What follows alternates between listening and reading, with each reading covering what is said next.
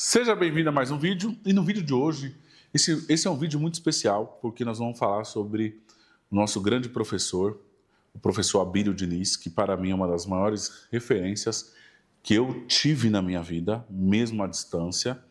Eu pude ser aluno dele em sala de aula presencial, vou mostrar até um trecho, onde eu faço uma pergunta para ele lá na FGV. Mas você consegue ter referências à distância através do consumo de conteúdo de uma pessoa que você admira e que você gostaria de aprender. E o Abílio, para mim, ele é um grande professor, não somente pelos resultados que ele teve em supermercados no Brasil, mas também pelo estilo de vida que ele levava. Principalmente na reta final da sua vida, que é onde o homem fica mais consciente do que tem sentido para a nossa vida. Então, nós somos eternos aprendizes. E você vê o Abílio em várias facetas no decorrer da vida dele. E eu vou reagir a alguns vídeos do Abílio aqui, da história do Pão de Açúcar, e você vai vendo que ele vai ficando mais maduro. Quem gosta de ler a Bíblia Sagrada aqui, você pode ver que os livros de Salomão, escritos por Salomão, o Salomão é um em Cantares de Salomão, o Salomão é outro em Provérbios, e é outro em Eclesiastes. E assim é a vida do homem que quer aprender continuamente. Se você me acompanhar na internet desde quando eu cheguei aqui, desde 2020, você vai ver que eu era um, depois eu me tornei outro, depois eu me tornei outro, e essa aqui eu espero ser a minha melhor versão de todas. Então nós vamos mudando conforme o tempo passa, aprendendo com a vida, aprendendo com os desafios, aprendendo com as dificuldades. E eu pude conhecer o Abílio pessoalmente na última fase da vida dele, foi bem recente, poucos anos antes dele vir a falecer, com mais de 80 anos. E cara, o tempo que eu tive estudando com ele na FGV, eu vou te falar uma coisa, os maiores aprendizados, nem sobre supermercado, tá? É mais sobre a vida mesmo.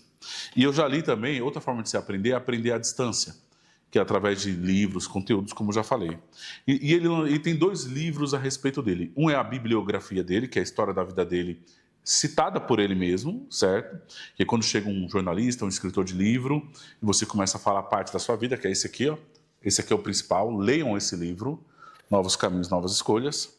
E o outro é feito pela Cristiane Corrêa, que é uma jornalista que ela escreve livros de autoridades do empresariado brasileiro, de grandes nomes. Ela escreveu esse aqui, que é Abílio, determinado, ambicioso e polêmico, e também fez o livro do Sonho Grande, que é o pessoal, a família Lehmann, lá da Ambev, certo? Esses dois livros tem do Abílio Diniz, eu já li os dois, e já assisti muito vídeo do Abílio, né? muito conteúdo. Então, essa é uma forma que você aprende à distância.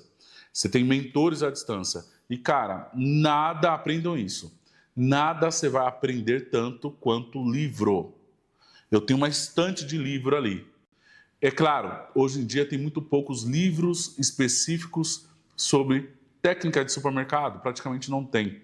Você aprende com os insights de quem já viveu, como o vídeo que eu mostrei do Walmart, do Sam Walton. Tem o livro completo, leia o livro. Igual esse aqui, leia o livro, que o livro traz riquezas de detalhes.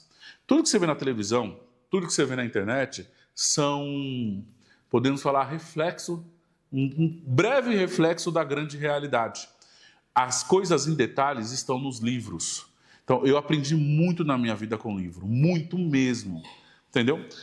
Quero que vocês entendam isso. E aí eu separei aqui 3 vídeos da história do Abílio, da história do Pão de Açúcar, muito legal, muito bom. E vamos entender como a mentalidade dele funcionava, certo? Como essa mentalidade funcionava.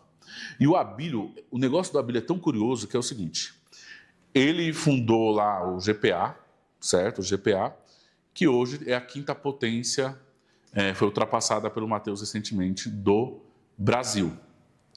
O açaí, lembra, o açaí que é a 2ª potência, o açaí, não, acho que o GPA é o 4º, se eu não me engano. É quinto. Primeiro é Carrefour, seguido de açaí, terceiro é Mateus, quarto é o BH, eu acho que 5º é o Pão de Açúcar, se eu não me engano, tá? A Gabi vai conferir ali. O que acontece? O Abílio, ele é tão top que o Pão de Açúcar foi totalmente idealizado por ele lá atrás. A compra do açaí pelo Cassino era uma visão do Abílio lá atrás, porque ele tentou fazer fusão com o Carrefour e não conseguiu. Ele tentou adquirir o Atacadão, não conseguiu. Então o açaí, que é o número 2, tem parte da visão do Abílio. E na reta final da vida dele, ele era o maior acionista do Brasil, brasileiro, do Atacadão, caramba, do Carrefour. Tem noção como que esse cara é? Então ele teve participação direta das cinco grandes varejistas brasileiras em 3. Participação totalmente direta. Então você vê como o Abílio é surreal, entendeu? Mas isso aí, eu acho que o BH passou o Pão de Açúcar. Essa aí que está na tela já alterou. Então ele até ano passado o Pão de Açúcar era a 4ª. Então até ano passado, das 4 número 1 aí do Brasil, as 4 primeiras, ele tem participação no GPA, no açaí e no Carrefour. Para você ver como que o Abílio era na questão de varejo. Então vamos agora assistir os vídeos, né? E antes de começar a derrubar o conteúdo, eu quero que você já curta esse vídeo, ative o sininho para receber as notificações e se inscreva no canal. E no final vou mostrar a foto que eu tirei com ele, a pergunta que eu fiz para ele em sala de aula. E muito legal, muito bom, muito bom, muito bom. Bora, coloca aí, produção. O primeiro vídeo ele é mais jovem, tá? E ele tem uma visão. E aí você vê que ele vai amadurecendo ao longo do tempo. Bora lá, continua aí. Espera aí, produção. Antes de nós começar a derrubar o conteúdo aqui, o vídeo vai ficar muito longo se eu quiser fazer tudo num só. Na verdade, aqui tem cerca de 4 vídeos para nós reagir. O vídeo da história do Pão de Açúcar, tudo, e depois um vídeo que são 12 insights que o Abílio Diniz ele dá sobre a vida, que é extraordinário. E tem ainda o vídeo da última participação dele no Flow, um pequeno trecho, e tem também o vídeo eu e ele na sala de aula. Então, vai ficar um vídeo muito grande, então vamos dividir em 2.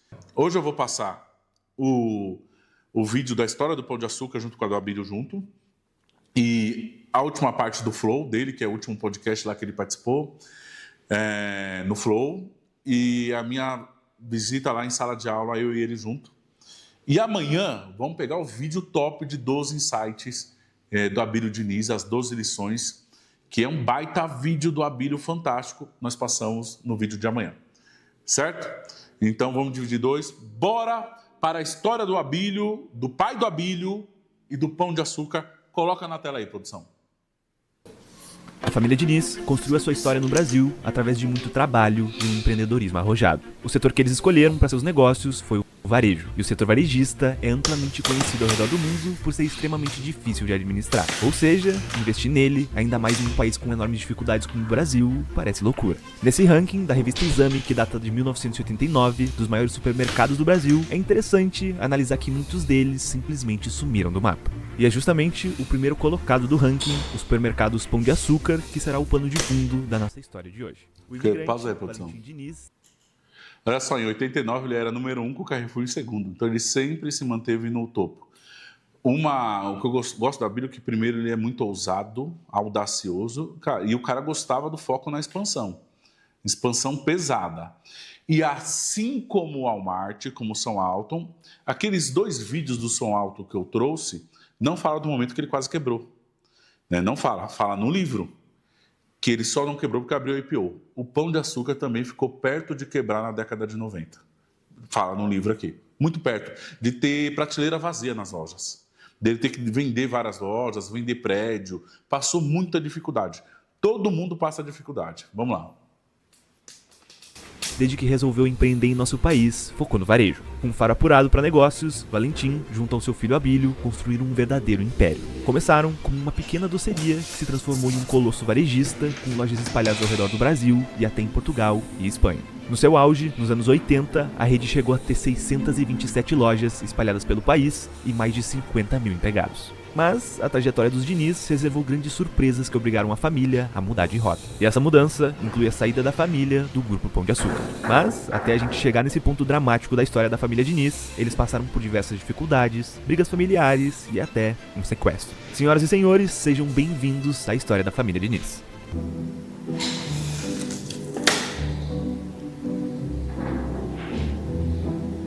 Valentim Diniz vivia em uma pequena aldeia chamada Pomares, no nordeste de Portugal. Sua família possuía um pequeno armazém no local, mas ele se sentia bastante limitado. O ano era 1929. A política de Portugal vivia uma onda de golpes e o país sofria na sua economia com os reflexos da quebra da Bolsa de Nova York. Valentim dos Santos Diniz, aos 17 anos, decidiu migrar para o Brasil. Ele pouco se recorda da viagem, mas um fato específico o marcou. O navio só parou praticamente no Rio de Janeiro. E alguém falou lá, olha aquela pedra lá em cima, aquilo é o Pão de Açúcar. Eu gostei da palavra, mas não repeti a palavra. E nunca mais repeti a palavra para mais ninguém. Só falei de Pão de Açúcar depois que eu já tinha um projeto que pretendia desenvolver. Valentim trazia dinheiro para pouco mais de um mês. Quando chegou, ficou na casa de um tio-avô, no bairro da Moca. Felizmente, não precisou procurar por trabalho, já que um vizinho do seu tio o apresentou para o dono de um empório chamado Real Barateiro. E, assim, ele conseguiu seu primeiro emprego. Trabalhava como caixeiro, percorrendo as ruas de bicicleta. Você vê que, assim como São Alton, começou de baixo, né? Então, no caso, é o pai do Abílio. E começou de baixo, velho. Começou colaborador lá, entregador, tudo. Dá para começar de baixo e você vencer na vida financeira. É muito possível. Pode continuar, produção. Já nessa época, destacava-se por ter um ótimo relacionamento pessoal, tornando-se popular no bairro. Logo, foi promovido para atendente da seção de atacado do Real Barateiro. Por ali, ficou durante 7 anos. Nesse tempo, Valentim tinha contato diário com comerciantes e desenvolveu muito seu lado comercial. Também foi onde conheceu João Pires, um comerciante que veio a ser seu sogro. Em 15 de fevereiro de 1936, Valentim casou-se com Floripes, a filha de João, com quem teve 3 filhos, Abílio, Alcides e Arnaldo, e 3 filhas, Vera, Sônia e Lucília. Logo no primeiro ano de casados, a sorte sorriu para eles. Floripes jogou na loteria e acabou ganhando um prêmio em dinheiro. Então, o casal pegou o prêmio e as economias de Valentim e resolveu comprar seu primeiro negócio, uma pequena mercearia. Em pouco tempo, o movimento da mercearia triplicou, mas Valentim queria mais. Logo, uma oportunidade surgiu em 1937. Seu antigo patrão, Januário Mascarenhas Miranda, dono do Real Barateiro, propôs a Valentim uma sociedade. A ideia de Miranda era transformar o Real Barateiro em uma panificadora, ficando ele como sócio investidor e Valentim tocando a parte executiva do negócio, junto a outro sócio, Davi Rodrigues. Então, no mesmo local onde ficava o Real Barateiro, surgiu a padaria Anice. Contextualizando um pouco, essa era uma época onde as pessoas recebiam os pães em casa. E o sucesso foi tão grande que, para fazer esse serviço, a padaria chegou a ter mais de 60 cavalos e 38 carrocinhas de entrega. Mas Valentim era inquieto, então resolveu que era hora de tomar novos rumos. Ele vendeu sua parte para Davi e, com o dinheiro, comprou 2 imóveis que foram derrubados para que ele erguesse seu próprio prédio. No piso de cima ficavam uns apartamentos e no térreo uma loja de 265 metros quadrados. Então, após 2 anos, inaugurou ali uma doceria com um sofisticado serviço de buffet, a doceira Pão de Açúcar. Agora, ele finalmente utilizava o nome que tanto o marcou quando chegava ao Brasil. Começou também a fazer eventos externos, como casamentos e aniversários, onde seu buffet era um sucesso. Esses eventos acabavam servindo também como publicidade para sua doceria, que era visitada por famílias inteiras do próprio bairro e de outros lugares. O sucesso foi grande e, em 1952, a doceria abriu 2 filiais no centro de São Paulo.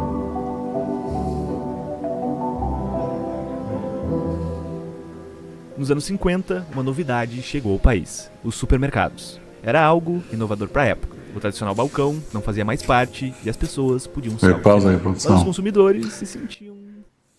Aí, o vídeo que eu postei ontem, como levantar uma seção fraca, mostra a transição da antiga mercearia para o supermercado, que era os produtos de mercearia no autosserviço. Você prega na gôndola e vai embora, como é hoje. Então começou lá em 1950, olha que legal, continua. Tanto acanhados. A vida inteira compravam em balcões de mercearias e não estavam acostumados a sair comprando produtos em corredores. Havia uma sensação de desconfiança geral. Porém, em termos financeiros, era uma maravilha para os comerciantes. Só pelo fato de eliminar uma série de vendedores, o que baixava os custos. No entanto, com a novidade, também apareceram novas dificuldades. No Brasil, não existiam fabricantes de gôndolas, nem de carrinhos e pouquíssimos de embalagem, o que era o principal problema dessa nova forma de serviço, visto que, até aquele momento, as mercadorias eram, em sua grande maioria, vendidas a granel. Mas eram problemas menores para o fenômeno de vendas que surgiu. Vários supermercados começaram a abrir e Valentim não ficou de fora. Em 1955, comprou um sobrado ao lado de sua doceria e mandou derrubar o imóvel. A obra do novo prédio levou 4 anos. No térreo ficava a loja e no primeiro andar havia um salão de festas que comportava 500 convidados. Em 14 de abril de 1959, com uma fachada luminosa sem igual em São Paulo, ele inaugurou o primeiro supermercado Pão de Açúcar na Avenida Brigadeiro Luiz Antônio, ao lado da sede da doceria. Nessa época, seu filho mais velho, Abílio Diniz, já atuava como gerente da doceria. Então, Abílio formou-se em administração na Fundação Getúlio Vargas e fez vários cursos no exterior, onde ele conheceu o modelo de negócios do Carrefour, o qual ele copiaria no futuro. Abílio trouxe muito conhecimento técnico ao negócio que, atrelado à experiência e intuição de Valentim, formaram precedentes na história. Isso que é legal, olha só. Ele tinha a experiência de comerciante do pai e a visão a visão tecnológica do filho, de olhar para frente, de ver as boas práticas de mercado. O cara estudou na FGV lá atrás, foi para fora do país, visitava a loja. Aí entra o poder do conhecimento. Nós fizemos essa dobradinha muito legal na época do SETA com meu pai. O meu pai, ele era meu diretor, ele era diretor comercial e meu pai sempre foi muito raiz, muito papum de negociação, bater na mesa, pedir verba para fornecedor, mas meu pai era o tipo do cara que não sabia mandar um e-mail. Ele tinha secretárias para mandar e-mail para ele, então ele não sabia ver relatório do sistema. E aí tinha eu lá, que já era mais jovem, ali nos meus 26, 27 anos, totalmente, tecnológico. Pô, relatório, venda, cobertura de compras, treinava os compradores no sistema, que dava esse tempero de experiência, vivência com modernidade, entendeu? Então, eu me identifico muito com isso aí, eu vivi muito isso daí. Pode continuar, produção.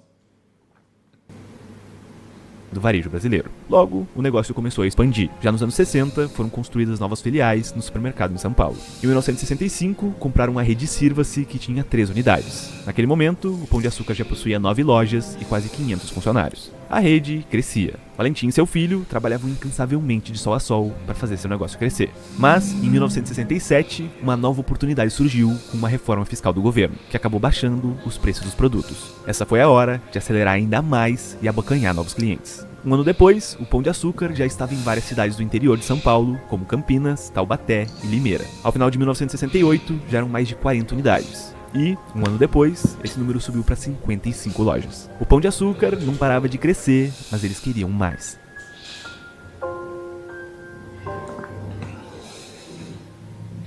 Eu estava lá em Portugal e fui convidado pelo ministro da Indústria e Comércio lá para uma entrevista e perguntou, ele disse, eu gostaria que vocês fizessem um Pão de Açúcar no Brasil, em Portugal.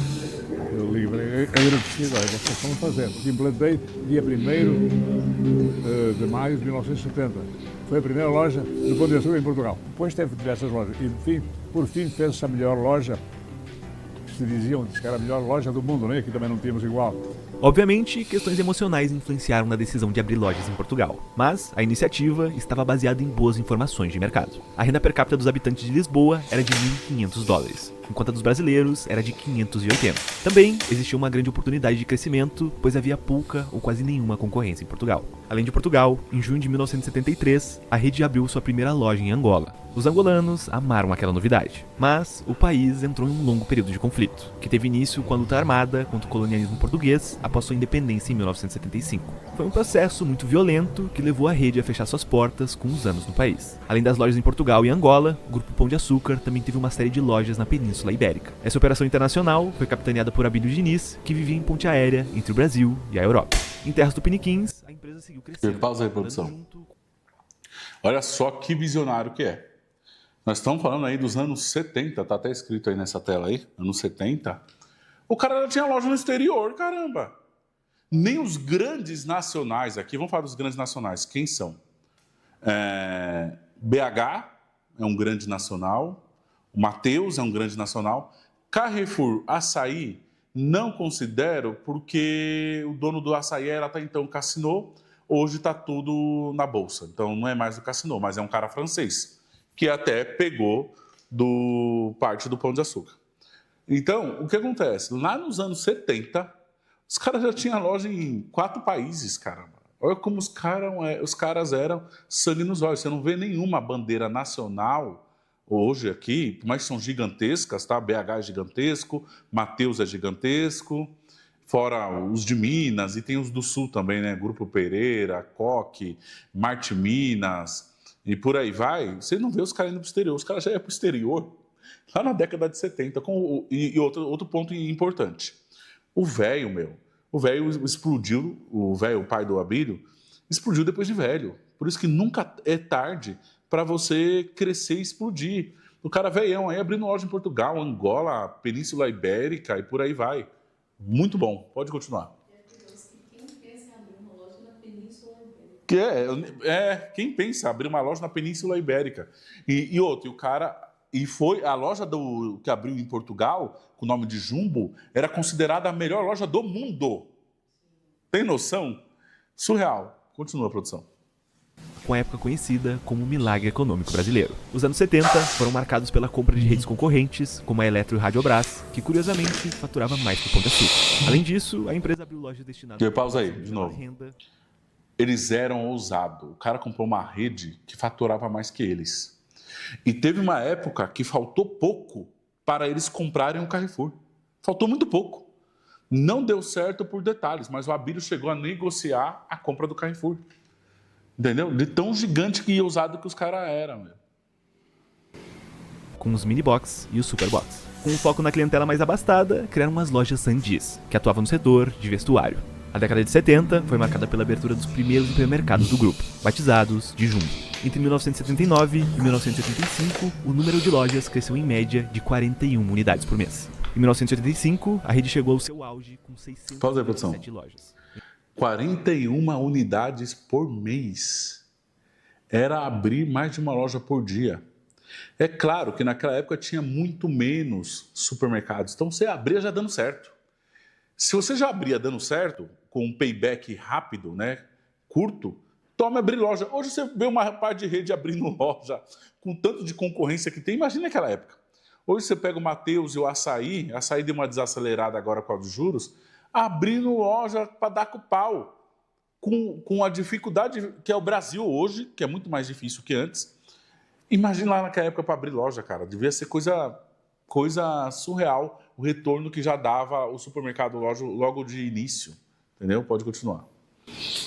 Entre elas, 76 supermercados em 18 estados brasileiros, fora as unidades no exterior. Nessa época, a empresa chegou a ter 50 mil empregados. O Grupo Pão de Açúcar também apostou fortemente em diversificar seus negócios, chegando a ter 40 empresas em diversos ramos que eram ligadas ao seu negócio principal, como imobiliárias, transportadoras e construtoras. Também tinha uma financiadora chamada Supercred, uma empresa de publicidade, fazendas... Deixa eu ver, pausa aí, produção. Além disso, foram proprietários das famosas... Você fica tão gigante igual eles que não compensa mais você contratar empresas para prestar um determinado serviço para o seu negócio. O Mateus hoje é assim, eles têm vários braços próprios. Se eu não me engano, a empresa de panificação de pães congelados é deles. Entendeu? Os caras, você fica tão gigante, tão gigante. A logística não é mais uma transportadora, você cria a sua transportadora. É o que eles fizeram aí. Imobiliária para administrar os imóveis das empresas, é tudo próprio, é a imobiliária própria. Tudo começa a se tornar próprio. Não tem mais sentido você ter empresas terceirizadas, de tão gigante que você fica. Pode continuar a produção. Famosas lanchonetes Wells. O grupo não parava de crescer, mas esse cenário estava prestes a mudar.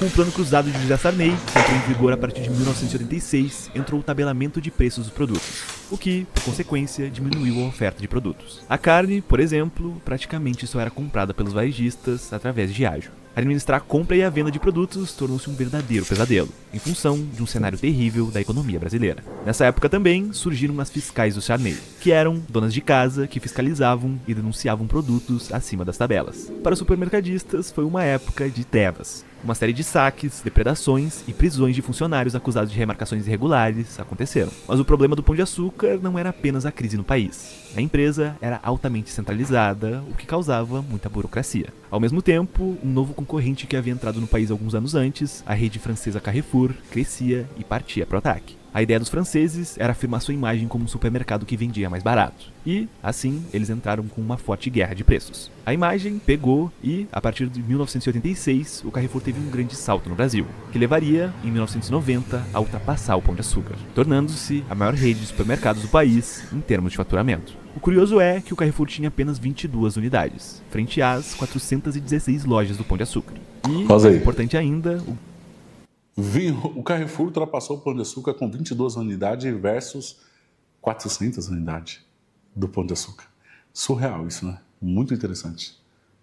O grupo de Valentim Diniz apresentava um prejuízo de 32 milhões de dólares, enquanto o Carrefour teve um lucro líquido de 35 milhões de dólares. Os custos burocráticos do Pão de Açúcar eram imensos. Nos escritórios de sua sede, por exemplo, trabalhavam mais de 1.000 funcionários. Como se não bastasse, em dezembro de 1989, Abílio Diniz foi sequestrado em São Paulo e ficou 6 dias em um cativeiro minúsculo. O que, segundo ele mesmo, lhe criou traumas para a vida inteira. Essa é, entre muitas histórias do Abílio Diniz, que um dia merecem ter um vídeo no nosso canal aqui no YouTube. Mas os problemas do Pão de Açúcar não paravam. O grupo quase chegou a falir quando o Collor congelou os preços e a inflação brasileira foi aos ares. A família até tentou vender a empresa, mas não encontrou interessados. Era óbvia a necessidade de uma grande reforma administrativa, mas os conflitos familiares a impediam. Sendo assim, Abílio Diniz assumiu a presidência do Pão de Açúcar em 1990, com o apoio do seu pai Valentim. No entanto, seus 5 irmãos contestavam. A briga girava em torno das ações que ele havia recebido, que somavam 16%, muito acima dos seus irmãos. Pausa aí, produção. O Abílio, se eu não me engano, no livro, tem 2 pontos que o cara não citou aí.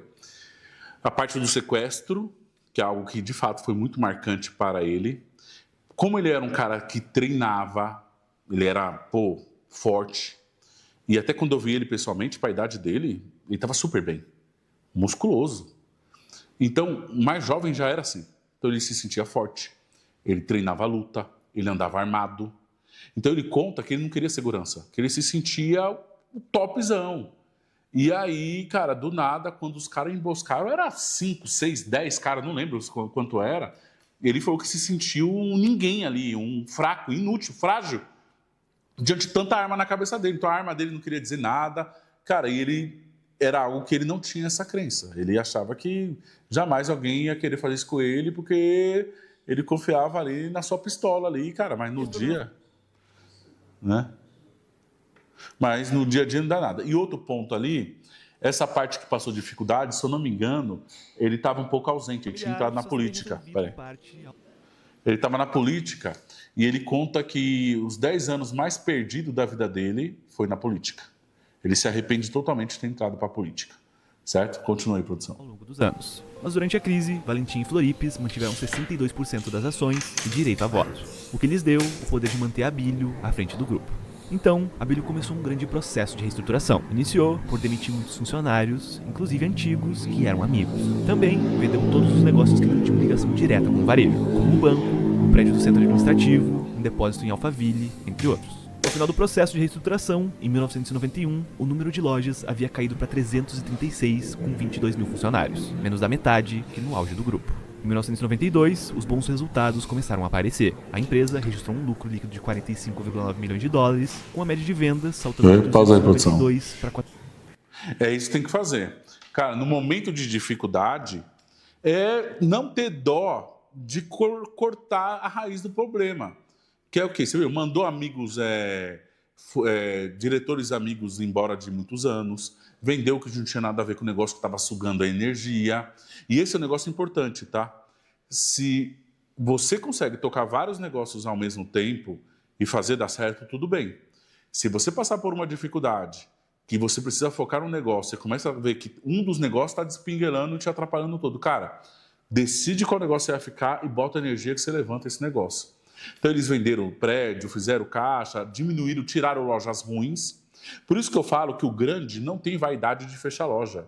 E fica, Carrefour está fechando loja, está quebrando, tá nada. É reestruturação, zero vaidade. Fecha a bendita daquela loja que não dá lucro, cara, e fica com as que dá lucro. Porque senão essa daqui está gerando lucro, mas o lucro é para bancar aquela loja ruim. Cara, sem vaidade, dá fim nessa loja ruim, assume o prejuízo e foca no que dá resultado. O grande não tem vaidade, não tem apego emocional ao negócio. Dá lucro, continua. Não dá lucro, tchau. E falar nisso, antes de eu continuar ali, vamos falar já da FGF, que é o nosso parceiro, super indicado por nós. E, inclusive, se você está apertado, você pode fazer um trabalho de recuperação de crédito, de reestruturação de tributos, de eliminar sua despesa de imposto. Super indicado por nós. Tem um link do WhatsApp aqui. Chama os caras aí e fala que veio aqui no meu canal. Próximo. 489 por metro quadrado. Em 1994, as vendas mensais por metro quadrado cresceram 136% em relação ao ano anterior, e o faturamento foi recorde histórico de 2 bilhões de dólares. A crise trouxe grandes ensinamentos para o grupo, como as vantagens da descentralização e a necessidade da atualização constante em tecnologia. Um resultado prático disso foi a gestão de estoque automatizada pioneira no país. Porém, ainda havia necessidade de reforçar o caixa. Então, o capital do grupo foi aberto em 1995. Paulo, produção. Olha só, ele vai falar aí, você viu, né, que uma dos pontos de reestruturação é a gestão de estoque. Então, quando eu falo daquele lance do estoque, do caixa, está totalmente interligado, gente. O grande, para se reestruturar, fez gestão otimizada de estoque. É girar o estoque, girar o estoque. Ainda não fiz uma aula aqui só de compras. Quando eu fazer, você vai entender o que eu quero dizer. Agora está chegando uma parte também que ele abre o capital. Então ele conseguiu reestruturar, a empresa começou a dar lucro, colocou foco, colocou energia, agora ele vai abrir o capital. Coloca aí.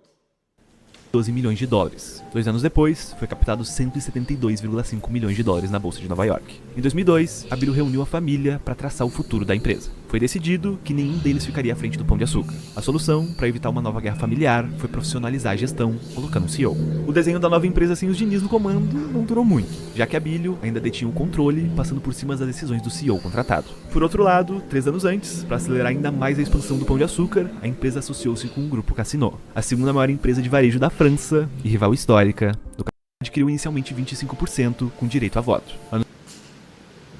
Depois, em 2005, em um novo aporte de 890 milhões de dólares, o Casino elevou de 25% para 34% da sua parcela na empresa. E esse novo aporte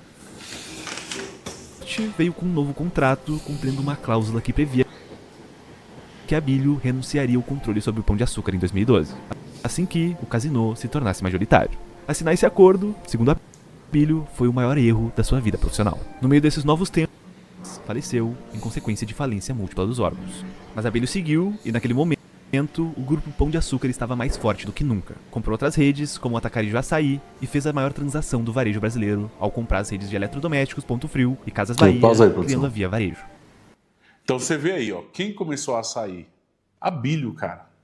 A Bílio. E comprou a Casas Bahia, caramba. Você tem noção? Entendeu? Mas só que ali falou da história quando ele se associa com Giancarlo Nauri, do Casino, que é um dos maiores arrependimentos da vida dele, onde ele fala dos problemas com o contrato também, que, cara, no contrato ele teria que ser retirado do grupo e era algo que ele não queria, tinha um apego emocional muito grande e foi uma briga travada na justiça durante anos que ele perdeu. Então, ele conta com muita tristeza no livro dele. Pode continuar. Assim, o Grupo Pão de Açúcar virou um colosso com 1.800 lojas e quase 140 mil funcionários, registrando um faturamento maior do que o Carrefour e o Walmart somados. Enquanto isso, a Bílio negociava com Jean-Charles Nauri, CEO do Casino, uma alternativa para que ele não perdesse o controle da companhia, porém não tinha sucesso. Discretamente, a Bílio também negociava para que o Carrefour aportasse na empresa em um acordo que diluiria a participação dos sócios e evitaria a tomada de controle pelo Casino. Mas a negociação veio a público em 2011, arruinando completamente a relação entre a Bílio e Nauri, que se sentiu traído. A operação fracassou e um impasse prosseguiu com o Grupo Casino. Eu queria sair com as minhas ações preferenciais convertidas em ordinárias, para que eu pudesse vender, as ordinárias convertidas em preferenciais, para que eu pudesse vender no mercado. Isso, justo. E segundo, eu queria sair sem não compete. Quer dizer, que eu queria fazer o que eu quisesse depois. Eu levei mais de 2 anos para conseguir isso. Essa briga com os franceses também vale um vídeo aqui no nosso canal. Mas, no final, sem alternativas, a Bílio transferiu o controle do Pão de Açúcar para o Grupo Casino em 2013. Mesmo contrariado, assinou o acordo e acabou saindo de vez do comando da empresa. Foi o fim da família Diniz à frente do grupo. Pausa aí, produção. Aqui, ele acabou saindo, né, do Grupo Pão de Açúcar e depois ele passou pela, não sei se foi pela BRF, e o mesmo que o cara falou no vídeo, eu acho legal. Que nem tem um podcast do Abílio no Flow que valeria todo um react desse. Tanto do Abílio quanto do São Alton, cabe fazer outros vídeos. Senão fica muito longo se eu trazer tudo que tem na internet. Então, eu pego alguns pontos, estudo, assisto e vejo, cara, isso aqui é interessante trazer para o pessoal aqui, dono do supermercado amigo nosso. Tá? Então continue, produção. Mas parar para Abílio Diniz nunca foi uma opção. Em 2006, ainda à frente do Pão de Açúcar, ele e outros integrantes da família Diniz criaram uma empresa de investimentos para gerir os ativos da família, chamada Península Participações. A empresa, que nasceu como um family office e evoluiu para uma holding de investimentos, administrava mais de 12 bilhões de reais em participações em empresas até 2022. Abílio, por sua vez, logo após a saída do Grupo Pão de Açúcar, já em 2013, tornou-se presidente do Conselho de Administração da BRF. Sua gestão foi marcada por uma grande reestruturação na organização, com venda de divisões e demissões. Em 2018, em meio à turbulência gerada pela Operação Carne Fraca, ele saiu do comando da empresa e vendeu as suas ações para a Marfrig. Se como gestor, Abílio fracassava, como investidor, ele era um sucesso. Sua gestora, Península Participações, em 2014, comprou ações justamente da sua antiga rival Carrefour Brasil. Atualmente, a Península é a segunda maior acionista do Carrefour, com 8,43% das participações do capital. Recentemente, com a crise do Casino, muito se especulou sobre... Quer ver? Olha aí, ó. Ele comprou, ele virou o maior acionista no Brasil do Carrefour. Então, ele foi para a BRF, saiu da BRF, vendeu as partes dele, foi para o Carrefour. E depois quase que ele volta, né? Chegou a cogitar com a dificuldade do GPA dele voltar, mas não aconteceu. O Diniz ao comando do Grupo Pão de Açúcar. Mas, ao que parece, o empresário está focado mesmo no Carrefour, onde ocupa a vice-presidência da companhia. A família de... E agora, nós vamos assistir a parte que ele vai no Flow. No trecho do podcast do Flow tem vários insights, tá? Mas eu achei esse aqui, ele não está falando nem de empresa, ele está falando mais da vida dele. E vou te falar uma coisa, vai ter o vídeo de hoje, vai ter o vídeo de amanhã, e possa ser que mais pra frente eu faça vários outros vídeos. Que nem, eu não fiz nada desse react que ele foi no Flow, que é um dos últimos podcasts que ele foi. Mas pro futuro eu vou fazer até mais vídeos do Abílio, assim como eu posso fazer mais vídeos do São Alto, do Walmart, mais vídeos do Matheus, tá? Então não quer dizer que nós encerra aqui o conteúdo sobre esse assunto. Vamos pegar um pedacinho que ele fala sobre o lifestyle dele no Flow, ali, antes dele partir. Tá? Coloca aí, produção. O exercício físico, o esporte, não te causa desconforto, causa? Olha, Igor, não é bem assim. Quando eu estou jogando squash, mesmo quando eu estou treinando boxe, é divertido, é lúdico, inclusive, é divertido. Quando você está fazendo só musculação, enche um pouco o saco. Certo? Enche o saco. Mas, porra, tem dia que não dá vontade de se levantar. Você está mais cansado, está mais, sabe? Normalmente eu levanto. Não sou mais xiita, como eu já fui. Teve tempo de ter que dizer, toca a corneta aí e levanta. Tá? Alvorada. Vamos para lá, tá? Vamos trabalhar. Hoje, se eu estiver cansado, se eu estiver principalmente deitado tarde e tal... A Gabi não é xiita. Você não tem que forçar o corpo demais. Você não é xiita, mas então não é assim, quer dizer, tem certas coisas que eu gosto de fazer. Mesmo dar uma corrida, eu procuro correr menos hoje. Né? Porque eu corro mais na esteira que eu posso controlar. Então, eu fico dando tiros pequenos. Cara, aí ele já tava com 82, 83 anos. Ele ser xiita com essa idade, pô, é nós passar muita vergonha aqui. Porque, cara, ele fala, não faço mais. Ele, você quer dizer, eu não sou tão mais rígido, né? Mas com essa idade nem precisa, caramba. Essa idade aí, você querer ser rígido no esporte ainda não dá. Continua. Na nossa idade, sim. Eu tenho que ser xiita para manter o físico. Vai. Em velocidade, e ando e corro. Mas me dá prazer. Nadar mesmo dá um pouco de prazer. Nadar é um esporte muito solitário. Muito solitário. Tá? O pessoal ficou sem nada, 2 mil metros, 3 mil metros, você fica lá vendo aquele ladrilho no fundo da piscina, nem mais nada. Sabe?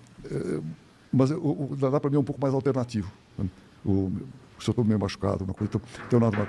Mas então, tem certas coisas que dá prazer fazer, outras não dá tanto. Musculação não dá prazer fazer. Mas tem uma coisa que me motiva. Eu gosto da minha vida. Eu gosto do que eu sou, eu gosto dos meus filhos, eu gosto da minha mulher, eu gosto do meu trabalho, eu gosto da minha casa. Porra, tem que conservar isso, cara. Tá? Então isso, eu pego para espera um pouquinho, vamos lá, vamos trabalhar, vamos fazer as coisas. Eu faço tudo de manhã. Eu já teve tempo que eu me exercitava 3 vezes por dia. Eu de manhã fazia o aeróbico. Meu Deus. Na hora do almoço, eu fazia musculação e à noite eu jogava squash. O tempo que eu estava no GPA, de squash. 3 vezes por dia ele se exercitava, gente. Que vergonha. E vou falar uma coisa, foi isso que eu vou mostrar eu ir na sala de aula. O meu maior aprendizado com a Abílio não foi nem sobre empresa, tá? A empresa é muito feijão com arroz. Foi sobre saúde, treino, fé, montar time, Esse foi o maior aprendizado com o treinamento que eu fiz com a Bíblia, já você vai ver. Dá até vergonha, o cara treina 3 vezes por dia. Hoje eu treino uma, que é musculação, e estou tentando treinar 2, que é fazer o cardio quando eu chegar para correr. Né? Então, no mínimo 2 treinos. 3 eu não consigo, não. Né? Continua aí. Quando eu me casei com a Geise, e logo depois em seguida veio a Rafaela, eu falei, puta, não dá, não. É muito tempo. Então eu passei a necessidade de manhã, na hora do almoço, e à noite eu cortei, para poder ficar com a Geise e com a Rafaela.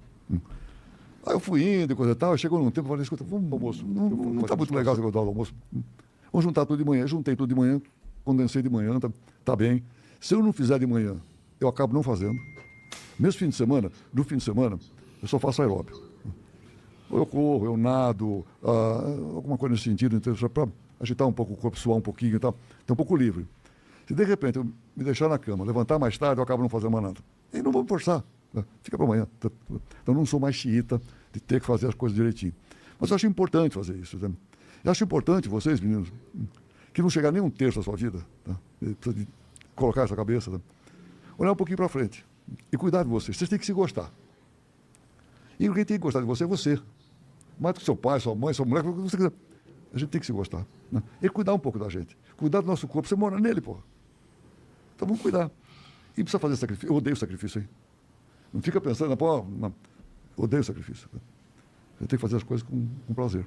Da maneira que a gente elege o que faz. É isso aí. Por exemplo, cara, eu também sou adepto hoje, eu tenho a consciência da atividade física, porque eu quero ter longevidade. O Abílio me ensinou a ter longevidade. Quando eu vi aquele cara chegando na sala de aula da FGV, vocês vão ver, com 83, 84 anos, dando aula, velho, lúcido. Eu falei, cara, eu tô passando vergonha aqui. E aí você tem que procurar atividade física que você goste. Que nem ele não gosta de musculação, já eu gosto de musculação, gosto de pegar pesado. E ele gosta de natação. Não, nem nadar eu sei, eu não sei nadar. Por mais que eu tenha piscina em casa, eu não sei nadar de verdade. Você tem que escolher uma atividade física que vai te dar prazer em fazer. Prazer. Às vezes é luta. Às vezes, que nem luta. Eu gosto de... Eu fico paquerando umas lutas. Eu nunca tomei decisão de ir. Mas o boxe, o jiu-jitsu... Tá certo que o jiu-jitsu fica agarrando um monte de macho lá, suado. Então, mas... Sei lá, legal. Ter uma autodefesa, treinar tiro. Né? Então, procure algo que você goste. Mas não deixe de se exercitar. Não seja aquele dono do supermercado pançudo, barrigudo... tipo o César Menotti e Fabiano. Não seja, pô. Entendeu? Longevidade. Faça isso pelos seus filhos, sua família.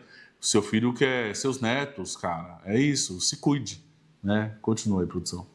Fazer. Mas tem que ter um mínimo de atividade física. Tem que ter um mínimo de atividade física. O mínimo. Tem que ter um mínimo de atividade física. Tem que controlar um pouco a alimentação. Se eu também. O microfone, me avisa. Tem que controlar um pouco a alimentação. E tem gente que fala, pô, esse cara é tudo fácil, pô, ele só come salada. Não é verdade, pô. Eu garanto que eu gosto de tudo que vocês gostam. Eu gosto de churrasco, eu gosto de feijoada. Eu adoro lasanha, adoro massa. Eu não vou comer uma feijoada no almoço para lasanha no jantar todo dia, pô. Esse é o ponto. Agora, O equilíbrio é importante. hã? O equilíbrio. O equilíbrio é importante. O equilíbrio é importante. Escuta, e a rotina é importante. A tua rotina, se for uma rotina saudável, um dia que eu vou num restaurante italiano, pô, eu tomo vinho e como lasanha, pô. É evidente, pô. Mas isso não é pausa todo aí. dia. É lógico. É isso aí. Enquanto ele tá falando de saúde, o monarca ali do lado tá tragando uma maconha. Continua. Lógico, pô. Eu só como carne quando eu estou na fazenda. Então, fazer um churrasco espetacular, né? Então, só como carne nesse dia, o restante eu não como, tá certo? Então, você tem que Não, levar não, um né, pouquinho Bíblia? as coisas, saber Carne fazer as todo suas dia. escolhas, de novo as escolhas. Sabe? sim. Então, tem que olhar um pouquinho de atividade física. Não precisa muita coisa, um pouco de atividade física, tá? Tem que fazer. Controlar a alimentação e administrar o estresse. Isso é bom. Caralho, esse é você o deu mais as 3 dicas que nós precisamos mais aqui, realmente. Pronto, tá aí. É assim que a gente vira empresário de sucesso. Tá? Tá aí a dica. O administrar o estresse, gente, é algo de você começar a ligar o dane-se para a opinião alheia, você viver sua vida, não querer pegar problema dos outros, fazer o que está ao seu alcance. É mais ou menos isso daí, tá? Isso aí é administrar o estresse. Agora, a produção vai colocar minha fotinha aí com ele, olha só. Coloca aí, produção, minha foto. Aí, ó, minha foto com a Abílio. Não tinha minhas lentes nos dentes, meus dentes eram amarelados, né? Igual agora, ó. Agora tem um lentes, olha aí. Tá mais feinho aí. E agora, na sala de aula. Peraí, na sala de aula é o seguinte, pausa aí, produção. Bota aqui em mim. Eu me espantei quando eu fui fazer esse treinamento na FGV. Por quê? Porque eu achei que ia ter um monte de dono de mercado lá. E só tinha eu e mais um. Nessa sala lotada, a sala está lotada. Então tinha executivo de multinacional, seja do setor de telefonia, no setor de financeiro, o que tinha de gente, executivos, de coisa nada a ver com o mercado, gente. Eu fiquei espantado, mas sabe o que foi bom? Ninguém queria levantar a mão para fazer pergunta. Eu levantava por quê? Porque dono de mercado, eu vou sugar esse cara o máximo possível. Olha só, eu estou sentado na onde? Na primeira fileira. Nos dias que tinha aula da Bíblia, eu fazia questão de sentar na primeira fileira para perguntar, para sugar o máximo. Você conta que você só ia quando tinha aula da Bíblia. Não vou entrar nesse detalhe. A Gabi está falando que eu só ia quando tinha aula da Bíblia, é verdade. Porque o restante era muito professor universitário, de faculdade. Cara, eu não curto conhecimento teórico. Eu gosto muito de conhecimento ligado à prática, e o Abílio era o cara da prática. E eu chegava cedinho, pegava uma dessas primeiras cadeiras aí, olha aí que eu estou na primeira cadeira, e na hora que abria para a pergunta, eu já levantava a mão. Cara, e aí eu fiz essa pergunta aí, que é o seguinte, que o Abílio navegou em vários ramos, né? E aí ele conta no final que se ele fosse começar hoje, ele não começaria mais com o supermercado. Aí eu parei e questionei ele. Eu falei, como assim? Você tá falando isso pra mim? Você quer me desanimar aqui, caramba? Aí ele explica, não, ele fala que o supermercado é maravilhoso, mas é muito complexo, e hoje ele tem vários investimentos em outros negócios. E detalhe, tá? Ele faleceu tendo 8% do Carrefour. Ele sendo dono de supermercado. Ele é o maior acionista do Carrefour no Brasil. A família dele venderam agora as participações, quando o Abílio fechou capital. Então, por mais que ele falasse isso, ele estava dentro de supermercado ainda e participava até do conselho do Carrefour, que envolve Atacadão, Carrefour, Sam's Club, tudo isso. Então, é que eu acho que o começar de novo, ele não teria tanta energia. Acho que é isso que ele quis dizer, que é puxado, é complexo, é cansativo para um cara da idade dele. Então, é isso que ele quis dizer, que se fosse hoje, ele tem vários outros ramos que ele atuaria, porque não exige tanta energia, a força física, né? O supermercado que exige nossa energia. É um negócio de muita energia, de muita presença, ainda mais quem tem rede, e roda a loja aqui, roda a loja ali, roda a loja... Cara, você tem que ter energia.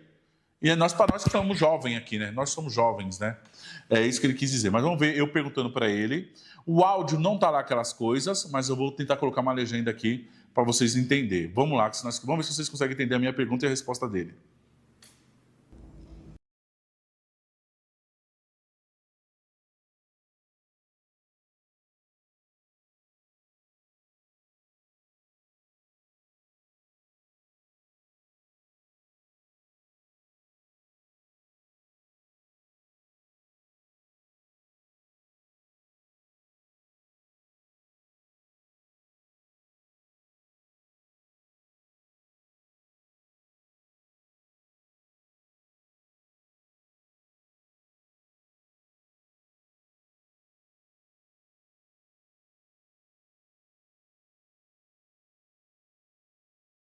Pausa aí, ó. Ele fala que é brincadeirinha. E outro ponto, gente, quando se fala de negócio físico, o supermercado é um dos melhores negócios que existe. Quando se compara o supermercado com o setor de tecnologia, é outra pegada. Ele fala de tecnologia e tudo, etc, tá? Eu tenho um cliente que é lá do Pará. O cara tem um monte de negócio, tá? Ele tem hotel, posto de gasolina, um monte de negócio. E ele fala, cara, Thiago, nada mais me dá mais dinheiro que o supermercado. É o melhor negócio disparado. Entendeu? Porém, ele vende bem. Ele vende acima de 7 milhões. Né? Então, eles estão super satisfeitos com o negócio deles e fala que... Tem posto de gasolina também. Então, ele falou, mas nenhum vence o supermercado, Thiago. É o melhor negócio. Quando você vai olhando para a tecnologia, mas tecnologia não é fácil. Uma coisa é o Abílio falar de tecnologia, que o cara é bilionário. Ele monta uma tecnologia que ele quiser. Outra coisa é nós vir querer falar de tecnologia também, né? Cara, um Uber da vida, um iFood, um aplicativo é uma fortuna para crescer, ganhar espaço e se desenvolver. Pode continuar, produção. Não, pode ir, então vai você, tá? Lembrando que eu sou supermercadista, né? Você falou de supermercado também, e o senhor falou uma fala ali que eu falei, meu Deus! O senhor não veio aí. Você falou, meu Deus, não teria supermercado. Por que você não teria supermercado hoje? Não recomeçaria com supermercado? Quais são as barreiras aí que tem? Porque se iniciaria, é uma ampliação do supermercado ou pensando em algo novo, na inovação, tecnologia, etc? Tocar rede grande é complicado. Um pouco é brincadeirinha também. Quero dizer que eu prefiro muito mais ir para onde tem muita inspiração.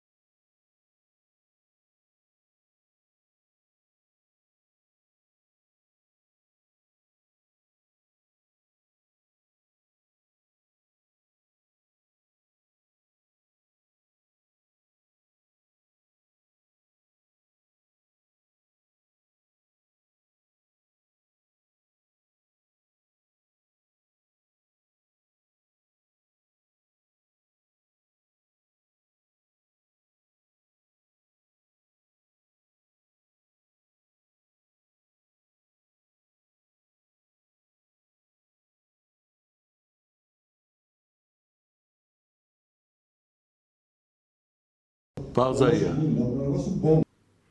Aí, ó, você vê ele dando explicação? Ele dá a entender o quê? Cara, você cuidar de um negócio de 140, 150 mil pessoas, que é a rede que eu acho que ele está falando do Pão de Açúcar, fazer a cultura, chegar até a base, a parte de distribuição, que é a parte de logística, chegar o produto até a gôndola, ele é muito complexo, muito complexo. Aí ele dá um exemplo com esportes que ele já praticou, como futebol, né? Ele fala qual polo também, não sei. Ele fala 2 esportes ali que ele já praticou, que ele não quer mais.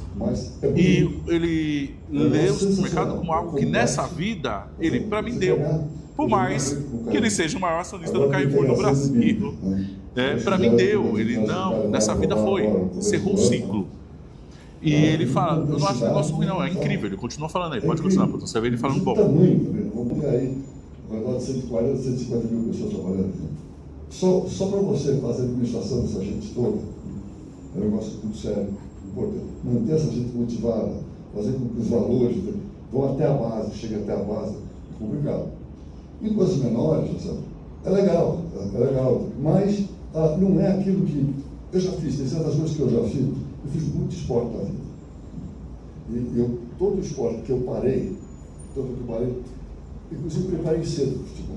Estava machucando muito, eu era goleiro, eu ficava muito, a mão toda arrebentada, nunca mais joguei futebol na vida, nem de brincadeira.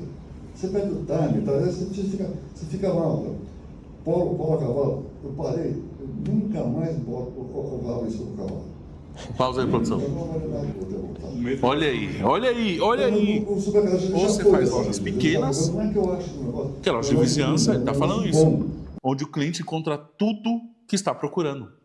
Puta merda, velho. Falei, isso é puta merda, palavrão? Opa, perdão Deus, perdão Luciano aí, falei palavrão. Me empolguei quando o Abílio fala de ter loja pequena que o cliente encontra de tudo. É o que eu falo aqui a vida inteira. Perdão, calma, tô me educando no palavrão. Vamos ver ele falando de novo.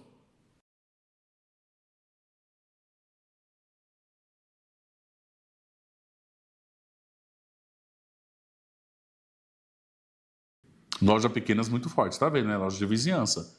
Entendeu? Então, foi isso aí, foi 3 minutos e 47 essa resenha minha e dele. Eu não gravei as outras perguntas, cara, eu gravei só essa daí. Cara, muito top, foi muito bom. Sou grato a Deus por o Abílio ter passado num período na minha vida, né? E não só ali, mas também através dos livros aqui, através dos livros, né? Super indicado aqui os livros, ó. Novo Caminho, Novas Escolhas. Esse aqui dele, tá? E o Abílio é o seguinte, tem uma história com o Abílio. Esse treinamento, né? Pode focar em mim, produção. Eu queria fazer ele na época que eu era do CET, lá em 2015. E aí eu mandei o link do treinamento pro meu ex-patrão, Matheus, que eu sou fã também. Eu falei, Matheus, eu gostaria de fazer esse treinamento aqui do Abílio, que ele chamava Liderança 360. E o Matheus falou, pô, Thiago, cara, liderança não é só dificuldade. Você tem uma liderança genuína já, natural. Ele falou, mas se você quer desenvolver liderança, eu vou te mandar um vídeo aí e você assiste esse vídeo. O Matheus mandou esse vídeo, que era um vídeo de preto e branco, em inglês, tinha tradução dublado, né? Tinha lá o textinho, a legenda. E era um livro do Napoleão Hill. E era esse livro aqui, ó. Era um vídeo do Napoleão Hill, onde ele ensina tudo isso aqui, que é a Lei do Triunfo. E aí eu comprei esse livro e eu destruí esse livro de ler. Mudou minha vida. Esse livro mudou minha vida, que é a Lei do Triunfo do Napoleão Hill. Compra e leia na sua casa. Esse livro é algo fantástico. Foi o meu primeiro encontro com o desenvolvimento pessoal, certo? Foi o livro do Napoleão Hill. Hoje eu sou fã do Napoleão Hill. Já li quase todos os livros do Napoleão Hill. Mas esse livro mudou minha mentalidade para a riqueza, a prosperidade, para cumprir propósito, para cumprir projetos. Esse livro do Napoleão Hill, que o meu ex-patrão Matheus indicou, e eu recebo um feedback de muita gente que viu eu instruindo a ler esse livro, que teve a vida transformada. E aí eu não fiz naquela época o curso do Abílio. O curso do Abílio eu fui fazer, eu estava no Vida Nova. Isso aí foi em 2021, 2022 mais ou menos, pouco antes do Abílio eu infelizmente falecer. E depois que eu fui fazer esse curso. E por que eu fiz isso também? Porque é o seguinte, gente, o livro é uma forma de aprendizado, é uma mentoria. Isso aqui é mentoria. Mentoria com Napoleão Hill, monstro. Tem esse aqui do Jim Collins. Com o Abílio aprendeu muita coisa com o Jim Collins. Mentoria com o Jim Collins. E mentoria com o Abílio. Fora o livro do São América, que eu falei para vocês lerem também. Mentoria com o Abílio. E você tem que procurar estar nos ambientes que as pessoas que trilharam, no seu segmento principalmente, o sucesso. Então, eu fiz questão de, depois, quando abriu, e ficou um tempão fechado, aí não abria mais turma, ficou anos fechado. Na hora que abriu, o que eu vi foi, na hora eu comprei, eu paguei 14 mil para estar nessa sala de aula. 14 mil eu paguei, e para mim foi barato, porque eu me inseri no mesmo ambiente com a Abílio. Eu conectei com uma pessoa fantástica, que para mim é referência, eu me conectei, eu estive num ambiente de prosperidade. Eu queria estar naquele ambiente ali com o cara. Pô, o cara é o número 1 do meu segmento, cara, é o número 1 do segmento de supermercado. Eu tenho que estar lá para aprender com esse cara. E eu aprendi várias coisas que nem eram sobre supermercados. Os maiores aprendizados é esse aqui que eu vou te falar. É longevidade. Cara, eu vi... E com o livro, tá? Com o livro também. Muita coisa que ele ensinou ali eu tinha visto no livro. E mais detalhes ainda no livro. Que é longevidade. Que é cuidar da alimentação. Treinar. Atividade física. Ele me instruiu, por isso que eu vi um cara de 83 anos, muito bem de saúde, gente, muito bem fisicamente. Cara, eu falei, eu quero isso para mim, eu quero longevidade. Ele me ensinou sobre a fé também, fortaleceu minha fé. Aqui nesse livro ele fala muito de fé. Ele é um cara de muita fé. Também sobre... como eu conto... a parte também das relações conjugais, infelizmente ele passou por divórcio, e eu também passei por um divórcio, então eu me identifiquei, e ele conseguiu dar a volta por cima, se reconstruir, ter uma família próspera depois, abençoada, ser feliz. Então eu me identifiquei, ele conta no livro, ele passa, se não me engano, acho que é por 2 divórcios. Se eu não me engano, tá, gente? Não lembro. E ele tem filho criança, né, do último casamento dele, com a Geisa, que ele fala. Então ele foi um exemplo de que passou por um divórcio e ainda conseguiu dar a volta por cima. E é isso que eu penso também após eu ter passado por um divórcio. Ele é uma motivação positiva para eu continuar firme, forte, crescendo, prosperando, porque caras que eu admiro e que tiveram uma vida extraordinária após o divórcio, eu também quero ter uma vida extraordinária após o divórcio. Ele é uma visão positiva. Fé, sobre liderança, sobre... Você não precisa ser bom em tudo, mas você precisa ter pessoas melhores que você dentro da sua empresa. Isso eu aprendi com ele. E, cara, foi lamentável pro Abílio quando ele perdeu o filho dele. Cara, eu acompanhando de longe, Eu fiquei triste, muito triste por ele, que ele, um pai nunca... Não é legal quando se inverte a ordem de ir embora desse mundo, né? A ordem correta é o pai partir primeiro, a mãe, né, os avós, e nunca o filho. E, cara, quando ele perdeu o filho dele, eu fiquei muito triste por ele, né? De ter a dor de perder um filho, cara, foi triste demais, foi triste demais. Eu mandava muita mensagem pro Abílio no direct para ele vir no meu podcast, nunca consegui. Era um sonho que eu tinha dele vir no meu podcast, certo? E ele é super humilde, tá? Na sala de aula, humilde demais. Quem quiser tirar foto, responde pergunta, cara, ele tem minha admiração, né? Viveu pra caramba, velho. Viveu pra caramba o Abílio. E, que nem eu falei, tendo mais conteúdo eu trago. É um grande professor para mim, um grande mestre. E é isso. Então, espero que você tenha gostado desse vídeo. Amanhã tem a parte 2. A parte 2 é ouro demais, é ouro demais, é ouro demais. Espero que vocês assistam. Não esqueça de curta esse vídeo, se inscreva no canal, ativa o sininho. Se você está procurando uma agência de marketing e vendas, é só chamar nós aqui, tá? Que eu vou ter o maior prazer de te ajudar. E é isso. É nóis. Abraço. Tchau, tchau.